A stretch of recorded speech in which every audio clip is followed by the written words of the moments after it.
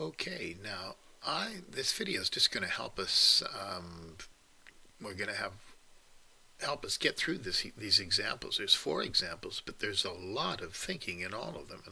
So let's just give it a try. And we've got this picture here. Always look at what's given. That's a diameter. That's a diameter.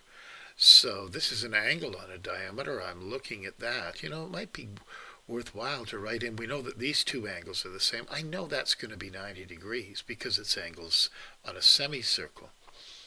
And we've got all these chords here, and we've got that these 2 are equal because BM bisects the angle, right? So we're given that these 2 are equal. We're given that Q is the center. Usually it's an O. Okay, first thing, we're supposed to prove that PS is parallel to QM. Well, it looks like it's parallel, but I'm looking at a backwards Z right here.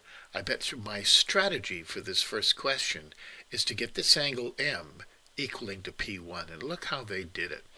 They went P2 is equal to angle M. How do we know that? Oh, because PQ and QM are radii. Angles opposite equal radii. So those 2 are equal. But P2 equals P1. That's given. That's given. Well, if they both equal the same thing, P1 must equal M.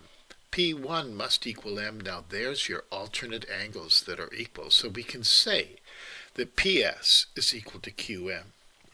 In Canada, we'd write transitive property. When 2 things are equal to the same thing, they must be equal to each other. Okay. Now we're supposed to prove that QM is perpendicular to SR.